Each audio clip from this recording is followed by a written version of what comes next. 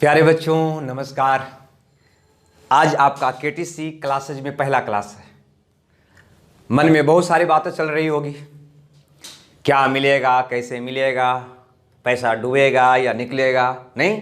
लेकिन कोई बात नहीं, टेंशन मत लीजिएगा, जितना आपसे वादा किए हैं उससे ज़्यादा ही मिलेगा। ठीक है, चलिए तो आज हम क्लास का शुरुआत करते हैं और ये क्लास में आपको हम बताने वाले हैं कंसेप्ट ऑफ 9 मेथड, मतलब C9 मेथड। ये नाम सुनकर आपको कुछ अजीब अजीब लग रहा होगा, क्योंकि ये आपको ना ही तो कोई बुक में, ना ही आपका सिलेबस में, ना ही कोई नोटबुक में, ना ही कोई क्लास में देखने को मिलता होगा।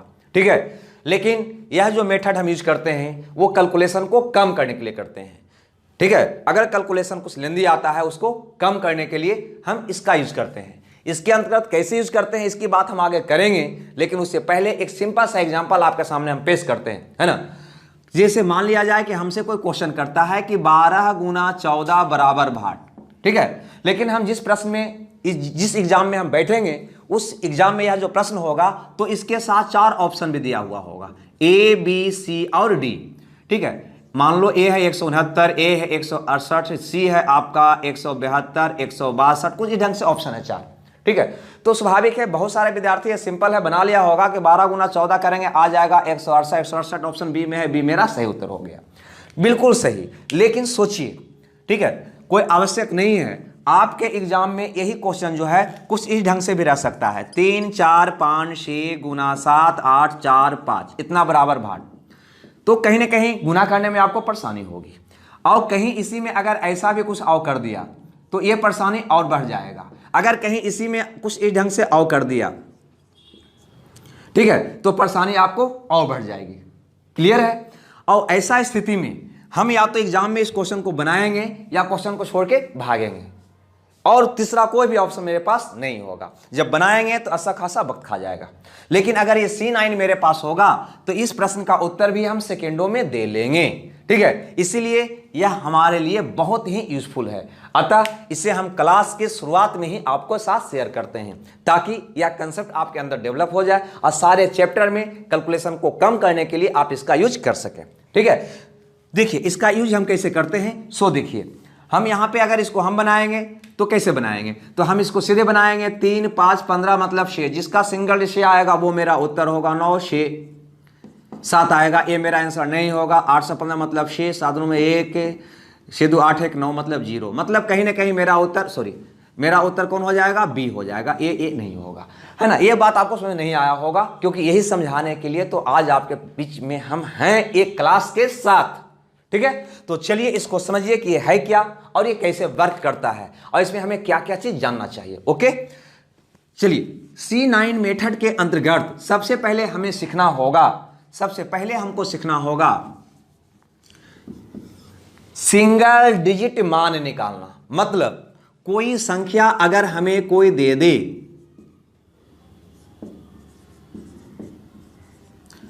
और हमसे कहे कि इसका सिंगल डिजिट मान निकालो, मतलब इसके अंक को जब तक जोड़ो जब तक कि वो एक अंक में परिणत ना हो जाए, तो आप क्या करेंगे। अब एक एक बात को ध्यान से सुनना है, ठीक है, क्योंकि यहां से आपका क्लास का बहुत इंपॉर्टेंट पार्ट शुरू होने वाला है। ठीक है, जिसका यूज सारे चैप्टर में होगा, अतः इसमें थोड़ा सा भी अनदेखा इसे नहीं करना है। तो आप क्या कहेंगे, तो आप कहेंगे कि 3 + 4 + 5 + 4 + 7 + 2 + 8 + 1 + 3। दिखाई दे रहा है ना, दिखाई दे रहा है।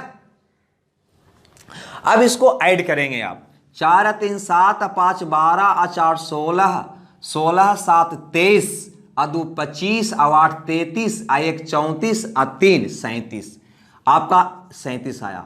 37 में पुनः 2 अंक है, तो पुनः इसको आप ऐड कर लीजिए। तो 3 और 7 को ऐड करेंगे तो 7 और 3 10 हो जाएगा। 10 में पुनः 2 अंक आया, पुनः ऐड कर लीजिए, कितना हो जाएगा, 1 हो जाएगा। मतलब ये कि ये संख्या का सिंगल डिजिट आप निकालेंगे तो कितना आएगा, 1 आएगा। कितना आएगा, 1 आएगा। ओके, लेकिन इस प्रकार से आप सिंगल डिजिट नहीं निकालेंगे। कैसे निकालेंगे, तो इसके लिए आपको याद रखना चाहिए 9 मतलब 0 और 0 मतलब 9। अपनी सुविधा के अनुसार C9 के अंतर्गत हम कर सकते हैं। क्या कर सकते हैं, 9 को 0 और 0 को 9 हम पढ़ सकते हैं। 9 मतलब 0 और 0 मतलब 9। इसका यूज करके अगर आप सिंगल डिजिट निकालते हैं तो यही आएगा, लेकिन कैलकुलेशन आसान हो जाएगा। चलिए कैसे निकालेंगे सो देखिए। तो हम यहां पे क्या करेंगे, 5 4 9 मतलब 0, 8 है 1 9 मतलब 0, 7 2 9 मतलब 0, 7 3 4 7 3 10 10 मतलब 1। ठीक है, मतलब 9 जहां जहां आए उसको हटाकर क्या बना दीजिए, 0 बना दीजिए। कैलकुलेशन आपको और आसान हो जाएगा। कोई बात नहीं, अगर नहीं समझ में आया हो तो एक एग्जाम्पल और आपके बीच हम ला रहे हैं। ठीक है, इससे समझिए, लेकिन ये बात ध्यान रखिएगा, 9 को 0 और 0 को 9 अपनी सुविधा के अनुसार आप कर सकते हैं। जैसे मान लीजिए 5 4 6 8 4 है। अब इसका सिंगल डिजिट हमें निकालना है, तो पहला तरीका जोड़ के भी निकाल सकते हैं, नहीं जोड़ेंगे तो ऐसे करिए, 5 4 9 मतलब 0, 814 14 14 14 मतलब 5, 5 4 9 मतलब 0। क्या आ गया इसका सिंगल डिजिट, 0 आ गया। इतना ही नहीं, इसको C9 मैंने क्यों कहा, इस पे भी थोड़ा सा विचार कर लीजिए। जैसे 3 4 5 6, सपोज मान लीजिए इसका सिंगल डिजिट हम निकालते हैं, तो आपके अनुसार 5 4 9 मतलब 0, 6 3 9 मतलब क्या आना चाहिए, 0 आना चाहिए। अगर ये संख्या में आप 9 से भागा देंगे तो सिंगल डिजिट जो आया है वही इसका भी आएगा शेष। मतलब 9 3 27 7 5, 9 8 72 3 6, 9 4 36, शेष कितना आ गया, 0। मतलब जो सिंगल डिजिट मान आएगा वो वही मान उस संख्या में 9 से भागा देने के बाद शेष के रूप में आएगा, या किसी भी संख्या में 9 से भागा देने पर शेष वही आएगा जो उस संख्या का सिंगल डिजिट आएगा। इसका मतलब यह भी हुआ कि यदि संख्या का सिंगल डिजिट मान 0 आता है, इसका मतलब वह 9 से कट जाएगा। अगर संख्या का सिंगल डिजिट मान 0 आता है, इसका मतलब वह संख्या 9 से कट जाएगा। यह बात भी आपको समझ में आ गया होगा। ठीक है, कभी कभी जब सिंगल डिजिट मान आप निकालेंगे तो माइनस में भी आ जाएगा। कैलकुलेशन में माइनस में आना नहीं चाहिए, लेकिन जब हल करने लग जाएंगे तो माइनस में भी आपका यह मान आ सकता है। जैसे मान लिया जाए इतना है, ठीक है, और इसमें से हम 2000 को या 200 को घटाते हैं। ठीक है, तो यहां पे निकालेंगे तो कितना आएगा, 4 3 7 2 9 मतलब 0, 1 आ गया सिंगल डिजिट। यहां पे कितना आ गया, 2 आ गया। तो 1 में से 2 को घटाओगे तो आपका रिजल्ट आ जाएगा -1। 1 में से 2 को घटाओगे -1। तो सिंगल डिजिट मान कभी भी माइनस में नहीं आना चाहिए। अगर माइनस में आ जाता है तो कुछ नहीं कीजिए, 9 इसको में ऐड कर दीजिए। ठीक है, मतलब कितना हो जाएगा, 8। मतलब यूं कहें कि 9 में से इसको घटा लीजिए। माइनस में आता है तो उसको 9 में से घटा लीजिए। अगर -1 आ गया तो 9 घटाव 1 कर दीजिए, 8 आ जाएगा। -2 आ गया तो 9 घटाव 2 कर दीजिए, 7 आ गया। -5 आ गया तो 9 में से 5 को घटा लीजिए, 4 हो जाएगा। ठीक है, प्लस में कन्वर्ट करने के लिए इसको में 9 ऐड कर देंगे, या उस अंक को 9 में से घटा लेंगे। क्लियर है, कोई दिक्कत यहां तक नहीं। चलिए यहां तक तो हम समझ गए। अब इसका और भी है, भिन्न में कैसे यूज करेंगे इसकी भी बात करेंगे, लेकिन थोड़ा सा रुक कर करेंगे। सबसे पहले ये हम पता कर ले कि ये C9 का यूज जो हम करेंगे कहां कहां करेंगे। तो कोई भी मैथ हो, चाहे रेशियो हो, एवरेज हो, सारा मैथ जो स्टार्ट होता है वो जोड़ घटाव गुना और भाग पे आधारित होती है। उसका 4 ही साधारण नियम होता है, जोड़ घटाव गुना और भाग। नहीं तो हम इस मेथड का यूज जोड़ पे भी कर सकेंगे, घटाव पे भी, गुना पे भी, भाग पे भी, मतलब टोटल पे, टोटल कैलकुलेशन पे इसका हम इस्तेमाल करेंगे। ओके, जैसे सपोज मान लीजिए कि आपके बीच कोई एग्जाम्पल देता है। ठीक है, आपके लिए बीच में कोई एग्जाम्पल देता है। ठीक है, मान लो कि 52 गुना +13 है। ठीक है, तो इसका रिजल्ट आएगा 5 5 है 1, इसका आ जाएगा 65। नहीं तो ध्यान देना यहां पे, अब मतलब ए साइड का सिंगल डिजिट का कैलकुलेशन जो आएगा वही कैलकुलेशन ए साइड का भी आएगा। ये बात हमेशा याद रखिएगा। मतलब 5 2 7 आ रहा है इसका, 3 1 4 आ रहा है इसका। अगर 7 4 को जोड़ेंगे तो 7 4 11, 11 का मतलब 2। आपका रिजल्ट कितना आया, 2। इसका जो आप जोड़ का रिजल्ट निकाले हैं उसका भी 2 ही आना चाहिए। देखा जाए 6 5 11, 11 मतलब 2, मतलब ये दोनों क्या होगा, इक्वल होगा। और भी समझिए दूसरी बात, अगर माइनस की कोई बात कर दे, जैसे सपोज मान लीजिए कि 38 गुना या 38 घटाव 13 को देता है, तो आपके अनुसार इसका रिजल्ट होना चाहिए 5। 3 में से गया 2, मतलब ये साइड का कैलकुलेशन का जो भी सिंगल डिजिट मान आएगा वही मान इस रिजल्ट का भी आएगा।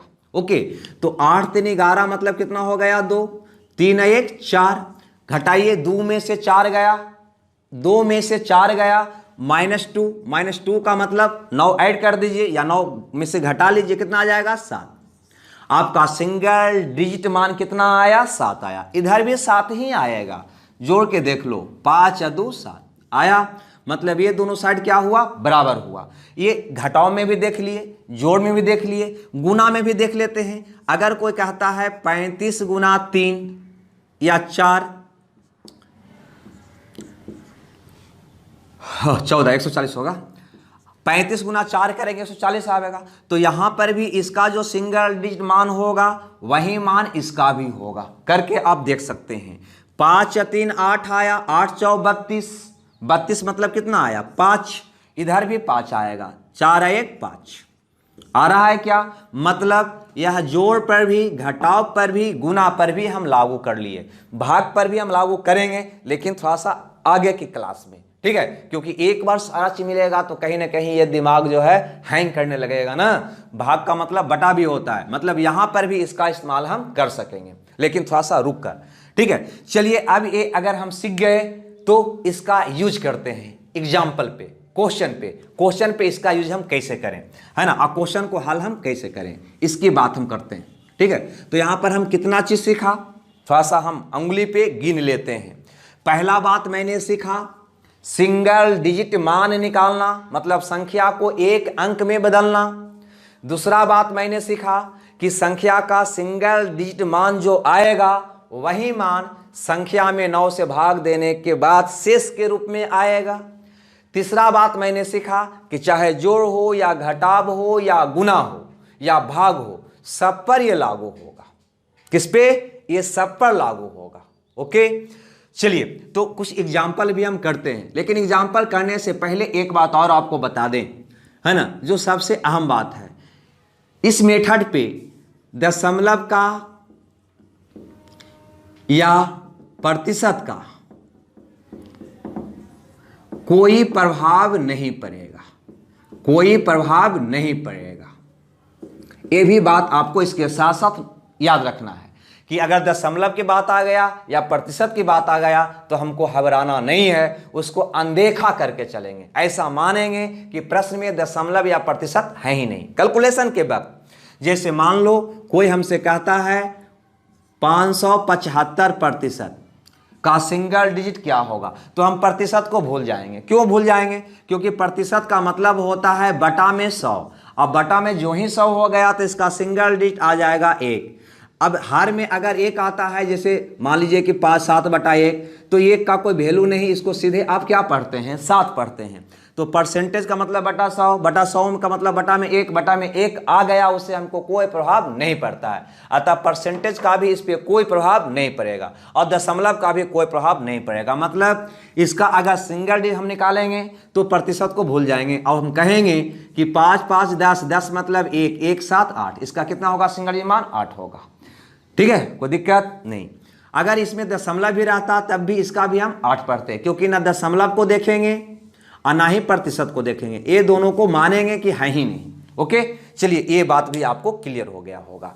चलिए तो आते हैं कुछ एग्जाम्पल पे, ठीक है, कुछ एग्जाम्पल कर लेते हैं, उसके बाद नेक्स्ट क्लास में हम भिन्न के बारे में चर्चा करेंगे, या आज अगर वक्त मिला तो आज ही कर लेंगे। ओके, तो चलिए शुरुआत करते हैं आज के सेशन का पहला क्वेश्चन। ये रहा आज के सेशन का पहला क्वेश्चन जो आपके स्क्रीन पे है, ठीक है। यहां पे हम समझाने के लिए लिख भी रहे हैं 58 गुना 96 गुना 62 इक्वल टू 62। इस पे 4 ऑप्शन भी आपका होगा एग्जाम में, वो है 3 4 5 2 4 6। दूसरा ऑप्शन है 3 4 5 2 2 6। तीसरा ऑप्शन आपका है 3 4 5 2 1 6। चौथा ऑप्शन है 3 4 5 2 3 6। ठीक है। अब देखिए इस पे हम इसका यूज कैसे करेंगे। तो पहला तरीका तो है कि इसको लोग बनाएंगे, गुना करेंगे, गुना करने के बाद जो रिजल्ट आएगा उसका मिलान करेंगे, कौन ऑप्शन में है वो मेरा आंसर होगा। लेकिन हम यहाँ पे सीख रहे हैं C9 मेथड, ठीक है। C9 मेथड से इसका हल हम कैसे करेंगे, ठीक है। ऐसा नहीं है कि सिर्फ यही लागू होगा, एक कैलकुलेशन को कम करने की एक विधि है, बस इतना ही आपको समझना है। तो यहां पे चलिए 8/13 सबको सिंगल डिजिट में पहले बदलिए। तो 8/13, 13 मतलब क्या होता है 4। यहां पे ये 9 मतलब 0, कितना बच जाएगा ये 6, 0 प्लस वो कितना हो जाएगा 6, 6 अदू 8, है ना। अब इसको कैलकुलेट कीजिए। तो 6 गुना 4 गुना 6, 6 चौ 24, 6 चौ 24, 24 24 24 का मतलब कितना हो जाएगा 6। फिर 6 गुना 8 करिए तो 8 सका 48, 48 का मतलब 8 4 12, 12 का मतलब क्या हो जाएगा 3। ओके, मतलब इसका जो रिजल्ट आएगा उसका सिंगल डिजिट कितना आना चाहिए, 3 आना चाहिए। कितना आना चाहिए, 3 आना चाहिए। चलिए देखते हैं किसका आता है। 5 और 9 मतलब 0, ठीक है। 6 और 3 9 मतलब 0, 4 और 2 6, ठीक है।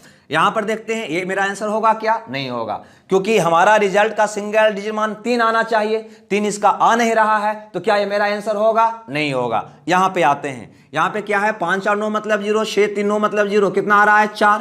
क्या यह मेरा रिजल्ट होगा, नहीं, 3 रिजल्ट का सिंगल डिजिट आना चाहिए, यहां पे आ रहा है 4। आगे बढ़िए, 5 और 9 मतलब 0, 6 3 9 मतलब 0, 2 1 3, क्या ये मेरा आंसर होगा, बिल्कुल हो सकता है। लेकिन आगे भी चेक कर लेते हैं। 5 और 9 मतलब 0, 6 3 9 मतलब 3 2 5, ये मेरा रिजल्ट होगा क्या, नहीं होगा। तो मेरा आंसर कौन होगा, सी होगा। मतलब ये C9 से हम इसको गुना करने की हमको आवश्यकता नहीं पड़ा और सीधे हम ऑप्शन की मदद से इसका आंसर निकाल लिए कि जिसका 3 आया वो मेरा आंसर हुआ। वह आपके मन में क्या चल रहा है हम समझ रहे हैं। आपके मन में चल रहा होगा कि ये 3 अगर 2 ऑप्शन में आया होता तो क्या करते, 3 ऑप्शन में आया हुआ होता तो क्या करते, नहीं, कुछ ऐसा आपके मन में चल रहा होगा। लेकिन सब्र रखिए, उसका भी निदान हम करेंगे। लेकिन पहले इस तरीका को, है ना, सब्र रखकर, है ना, सीखिए। उसके बाद चलिए नेक्स्ट क्वेश्चन देखते हैं। आज का नेक्स्ट क्वेश्चन बहुत आसान सा है, सब जानते भी होंगे कि 14 का क्यू बराबर भाट, 14 का क्यू बराबर भाट। पहला ऑप्शन आपके बीच है 2 5 4 4, बी ऑप्शन है 26 44, सी ऑप्शन है 27 44, डी ऑप्शन आपका है 28 44। मतलब कुछ इस ढंग से ऑप्शन है। अब आपको बताना है कि कौन सा आंसर मेरा सही होगा। तो कुछ नहीं, यहां पे आइए, पहले इसका सिंगल डिजिट निकालिए। 4 1 5, 5 का पावर 3 करना है, मतलब 5 5 25, 7 7 5 35, मतलब कितना हो जाएगा 8। इसका सिंगल डिजिट कितना हो जाएगा 8। ये प्रैक्टिस पे आपको डिपेंड करेगा, जितना इसका प्रैक्टिस करेंगे उतना ही आपको फायदा करेगा। और स्टार्टिंग में बताने का वजह यही है कि प्रत्येक चैप्टर में जब आएंगे तो कैलकुलेशन तो प्रत्येक चैप्टर में मिलना है ना। अतः आपका यूज अंत तक होते रह जाएगा, अपने आप प्रैक्टिस हो जाएगा। ओके, स्टार्टिंग में कोई भी चीज हार्ड लगता है, हम उम्मीद करते हैं ये हार्ड लग रहा होगा, लेकिन बहुत जल्द आसान हो जाएगा। ठीक है, मायूस मत होइए। ठीक है, यहां पे देखिए 4 1 5, 5 को 3 बार करिएगा तो ये होगा ना, तो 5 5 25, 25 का मतलब 7, फिर 7 को गुना 5 से करिएगा, 7 5 35, 35 का मतलब 8, कितना आया 8। आगे बढ़िए, मतलब आपका जो भी रिजल्ट रहा होगा उसका सिंगल डिजिट मान 8 आना चाहिए। देखा जाए किसका सिंगल डिजिट मान 8 है, तो 5 4 9 मतलब 0, 4 2 6, ये में आपका आंसर नहीं हो सकता है, क्योंकि जो भी इसका रिजल्ट रहा होगा उसका सिंगल डिजिट मान 8 ही रहा होगा, 8 ही होना चाहिए। ठीक है, यहां पे चलिए 4 6 2 8 4 12, 12 मतलब 3 4 7, ये भी आपका आंसर नहीं होगा। 7 2 9, 9 मतलब 0 होता है, 4 4 8, यह उत्तर आपका हो सकता है। आगे बढ़िए, है ना, यहाँ पे 8 2 10, 10 मतलब 1, 10 10 ऐसे कर देना है, अंक को जोड़ लेना है।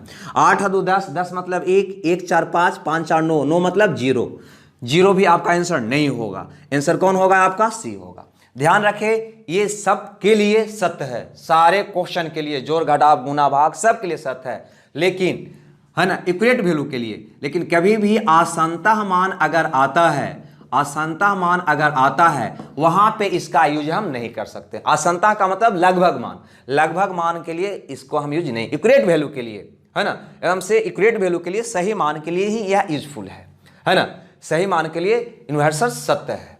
सभी जगह आपको यह सत्य होगा। ठीक है, चलिए आज के सेशन का तीसरा क्वेश्चन देखते हैं इसको समझने के लिए। क्वेश्चन नंबर 3 पे विचार करते हैं, है ना। थोड़ा सा लंबा क्वेश्चन, धीरे धीरे लेवल को हम बढ़ाएंगे, फिर प्रीवियस ईयर के क्वेश्चन पे भी आएंगे। 2387 माइनस 123 प्लस 980 बराबर भाट माइनस 145 प्लस 945। क्वेश्चन कुछ इस प्रकार का है। इसमें 4 ऑप्शन दिया गया है। पहला ऑप्शन है आपका 2244, दूसरा ऑप्शन है 2434, तीसरा ऑप्शन है 444, चौथा ऑप्शन आपका है 2544। ठीक है, इसमें इस नियम को सीखते हैं। ठीक है, प्रैक्टिस मेन चीज है। अब बहुत आसान है। अब सोचिए, अगर ऐसे कैलकुलेशन करके बनाएंगे इस क्वेश्चन को तो अच्छा खासा वक्त ले लेगा। नहीं लेगा क्या? हम हकीकत से मुलाकात करेंगे, मतलब क्लास की सुबह नहीं, एग्जाम हॉल में हमें बैठना है और वहां पे एग्जाम देना है, वहां पे इसका यूज करना है। इसलिए हम लोग ऊपर ऊपर नहीं चलेंगे। ठीक है, जो भी पढ़ेंगे ठोस पढ़ेंगे। यहां पर गौर करिए, देखने से पता चल रहा है 7 और 2 9 मतलब 0, 8 3 11 मतलब कितना हो जाएगा 2, 3 2 5 1 6, 9 मतलब 0 कितना हो जाएगा 8, यहाँ पे 5 और 9 मतलब 0 कितना हो जाएगा 1, 9 मतलब 0, 5 और 9 मतलब 0। ये मेरा सिंगल डिजिट मान आ गया। ये निकालने का प्रैक्टिस आपको हो जाएगा धीरे धीरे। अगर दिक्कत है तो शुरू से फिर एक बार देख लीजिएगा आप क्योंकि ये बहुत मेन चीज है सारे चैप्टर के लिए। जिस प्रकार से जोड़ घटाव गुना भाग मेन है, उसी ढंग से C9 भी आपके लिए बहुत ही मेन पार्ट है। अतः इसको जरूर प्रैक्टिस करिएगा। अब यहाँ पे गौर करिए, यहाँ पे आप देखिएगा तो यहाँ पे कैलकुलेशन कर रहे हैं तो 2 - 6 + 8, 2 - 6 + 8 के रूप में बदल गया मेरा सिंगल बदलने से। तो हल करिए, 8 और 2 10, 10 में से 6 गया 4 बराबर भाट -1, क्योंकि 1 + 0, 0 का मतलब 0 ऐड करोगे तो 1 ही ना रह जाएगा। मतलब भाट का मान आ गया -1 को इधर लाइएगा तब +1 हो जाएगा, 4 1 5। मतलब जो भी मेरा इसको हल करने के बाद रिजल्ट आया होगा लंबा चौड़ा, उसका भी सिंगल डिजिट वैल्यू जो होगा वो कितना रहा होगा 5 रहा होगा। बस यहाँ पे देखिए किसका 5 आता है और किसका 5 के अलावा आता है। तो यहाँ पे देखते हैं 2 और 2 4, 4 8 और 4 12 मतलब 3, इसका 5 नहीं आ रहा है। अतः इसका हल ये हो ही नहीं सकता है, किसी भी कीमत पे नहीं हो सकता है। यहाँ पे देखिए 4 और 3 7 और 2 9 मतलब 0, इसका आ रहा है 4, है ना। आना चाहिए था 5, ये भी नहीं होगा। यहाँ पर देखिए 4 3 12, 12 मतलब 3 2 5, है ना। ये इसका हल हो सकता है। यहाँ देखिए 5 और 9 मतलब 0, 4 और 2 6, ये भी इसका हल नहीं हो सकेगा। मतलब सिर्फ और सिर्फ आपका आंसर कौन होगा? C होगा, है ना। ये बात मत समझिएगा कि ये मतलब इसको हम हल कर रहे हैं, सिर्फ उत्तर निकालने का एक टेक्निक यूज कर रहे हैं, है ना। क्योंकि हमें पता है कि किसी भी संख्या का चाहे जोड़ हो घटाव हो गुना हो, ठीक है, नोट करना है क्या, चाहे जोड़ हो घटाव हो गुना हो, उसको कैलकुलेशन अपने ढंग से करने के बाद जो भी रिजल्ट आएगा उसका सिंगल डिजिट मान वही आएगा जो कैलकुलेशन में सभी संख्या को सिंगल डिजिट में बदलने के बाद जो कैलकुलेट करके लाओगे वही होगा और उसी के आधार पे उत्तर होगा। मतलब इसका जो रिजल्ट आया होगा उसका सिंगल डिजिट मान भी 5 ही होना चाहिए, ठीक है। उसके आधार पे इसका आंसर किया, ठीक है। चलिए 4 नंबर का क्वेश्चन क्या कहता है भाई? तो ये 4 नंबर का क्वेश्चन कुछ इस ढंग का है जो आपके स्क्रीन पे भी है। 501 गुना 1001 माइनस 333 गुना 77 प्लस 22 बराबर भाट गुना 11। 4 ऑप्शन है यहाँ पे। पहला ऑप्शन है 4 3 5 5 7 0, दूसरा ऑप्शन है 4 5 4 1 2 7, तीसरा ऑप्शन हमारा है 5 7 2 2 4 0, चौथा ऑप्शन है 3 6 6 5 2 0। ठीक है, देखा जाए क्या होगा। कुछ नहीं करना है, 5 1 6 6 12, 12 मतलब 3, 1 1 2, यहाँ पे आइए 9 मतलब 0, यहाँ पे आइए जब 0 हो गया तो ये पूरा 0 हो जाएगा, नहीं 2 2 4, ये हो गया 2। हल करिएगा तो क्या होगा, 3 दूनी 6 माइनस 0 प्लस 4, तो प्लस 4 हो जाएगा बराबर, सॉरी 3 दूनी 6, 6 और 4 10 मतलब 1 बराबर भाट गुना 2, या भाट बराबर आप कहोगे 1/2। ठीक है, तो ऐसा आप भिन्न में अभी परिवर्तित मत करिएगा। हम चूंकि भिन्न की भी बात करेंगे लेकिन अगला क्लास में करेंगे। ऐसा होता है तो ऊपर नीचे हम 5 से गुना कर लेते हैं, मतलब इसका कितना हो जाएगा 5 हो जाएगा, लेकिन अभी इसकी बात हम नहीं करेंगे। ठीक है, क्या करेंगे कि हमारा भाट का मान बताना है। अब भाट का जो भी मान होगा उसमें अगर हम 2 से गुना करेंगे तो 1 आना चाहिए, मतलब ये ऑप्शन ही तो भाट है, मतलब इसको में अगर हम 2 से गुना कर दें तो कितना आना चाहिए, 1 आना चाहिए। हम चेक कर लेते हैं। ठीक है, तो यहां पे चेक करते हैं तो 5 और 9 मतलब 0, 5 3 8 7 15, 15 मतलब 6 दूनी 12, ये 3 आएगा, आना कितना चाहिए 1, ये मेरा उत्तर नहीं होगा। तो यहां चलिए 5 और 9 मतलब 0, 7 दूनों मतलब 0, 4 1 5, 5 दूना 10, 10 मतलब 1, 1 आ रहा है, तो ये उत्तर मेरा हो सकता है। यहां पे भी चेक कर लेते हैं, 7 दूनों मतलब 0, 5 और 9 मतलब 0, 2 दूनी 4 है ना, 1 आना चाहिए, 4 आ रहा है, ये भी मेरा आंसर नहीं होगा। 6 3 9 मतलब 0, आगे बढ़िए तो 5 2 7 8 13, 13 मतलब 4, 4 दूनी 8, ये भी मेरा आंसर नहीं होगा। कौन आंसर होगा, तो सिर्फ और सिर्फ कौन होगा, बी होगा। ठीक है, कौन होगा, बी होगा। क्योंकि भिन्न की भी बात हम करेंगे, भाट बराबर 1/2 इसकी बात हम करेंगे लेकिन अगला क्लास में करेंगे। ठीक है, अभी जिस मेथड से हम बना रहे हैं उसी मेथड से बनाएंगे इसको। ठीक है, क्यों नहीं करेंगे आगे हम बताएंगे आपको। चलिए तो इस सेशन को आगे बढ़ाते हैं और अब देखते हैं कि दशमलव अगर हो, परसेंटेज अगर हो तो उसको कैसे हल करेंगे। हम पहले बता चुके थे कि C9 का प्रभाव चाहे दशमलव हो या प्रतिशत हो उस पर नहीं पड़ता, मतलब दशमलव या प्रतिशत दिखाई दे तो आप उसको इग्नोर कर देना, उसको नहीं देखना है, नहीं समझना है कि उसमें दशमलव है या प्रतिशत, और हल कर देना है। जैसे इस पर एक एग्जाम्पल करते हैं, ये रहा 5वां क्वेश्चन। ये कहता है 1.96 गुना 1.96 प्लस 1.04 गुना 1.04 माइनस 2.08 गुना 1.96 इक्वल टू भाट, है ना। इस पे 4 ऑप्शन हमारा दिया हुआ है।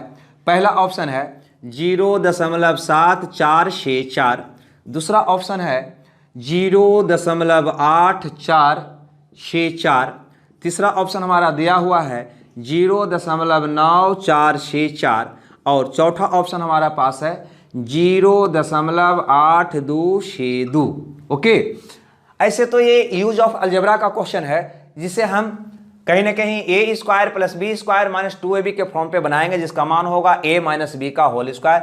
मतलब इसमें से घटाएंगे, 6 में से 4 गया 2, 9 में से 0 गया 9 दशमलव इतना का होल स्क्वायर करेंगे, वो मेरा आंसर आ जाएगा।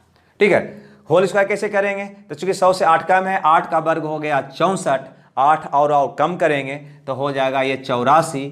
ठीक है, मतलब इतना हमारा आंसर आएगा 0.8464 बी, है ना। लेकिन हम यहाँ पे इसकी बात नहीं कर रहे हैं, यहाँ पे हम C9 की बात कर रहे हैं कि अगर हमें इसे C9 मेथड से बनाना होगा तो कैसे बनाएंगे।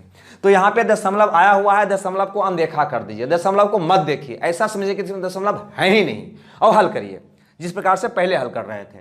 चलिए, दशमलव बिना देखे हुए तो 9 मतलब 0 6 1 7 हो गया, इसका सिंगल डिजिट 9 मतलब 0 6 1 7 हो गया। ठीक है, यहाँ पे आइए 4 1 5 हो गया, ये भी आपका 5 हो जाएगा। यहाँ पे 8 10 मतलब 1 हो जाएगा, ये हो जाएगा 7। ओके, अब इसको हल करिएगा तो 49, देखो यहाँ पे गौर से 7 गुना 7 49, 49 को 2 ढंग से कर सकते हो। 9 मतलब 0 कितना हो गया 4, या 9 4 13 मतलब ही 4। चलिए, तो 7 गुना 7 49, 49 मतलब 4 प्लस 5 5 गुना 5 25, 25 मतलब 7 माइनस 7 गुना 1 7, यही आपका आंसर हुआ। आगे बढ़िएगा तो ये आ जाएगा 4, मतलब इस क्वेश्चन का रिजल्ट जो आएगा उसका भी सिंगल डिजिट मान 4 ही आएगा। अब चेक कर लीजिए किसका 4 आ रहा है, वह आपका आंसर होना चाहिए। यहाँ पे चलते हैं, 6 4 10 मतलब 1, 5 13 मतलब 3, ये मेरा आंसर नहीं होगा। ठीक है, 6 4 10 मतलब 1, 4 1 5, 8 5 13, 13 मतलब 4। यहाँ पे फिर से देख लेना, 11 2 8, 8 4 12 मतलब 3, यहाँ पे 8 4 12 मतलब 3 9, 3 6 9, 9 मतलब 0 4। ठीक है, ये मेरा आंसर हो सकती है। 9 मतलब 0, 6 4 10 मतलब 1, 4 1 5, ये भी मेरा आंसर नहीं होगा। 8 2 10 मतलब 1, 107, 7 2 9 मतलब 0, ये भी आंसर मेरा नहीं होगा। कौन आंसर होगा मेरा? बी होगा। ठीक है, तो ये है C9 का कमाल, जिसकी मदद से आप ऑप्शन के सहारे आंसर निकाल सकते हैं, कैलकुलेशन को कम कर सकते हैं।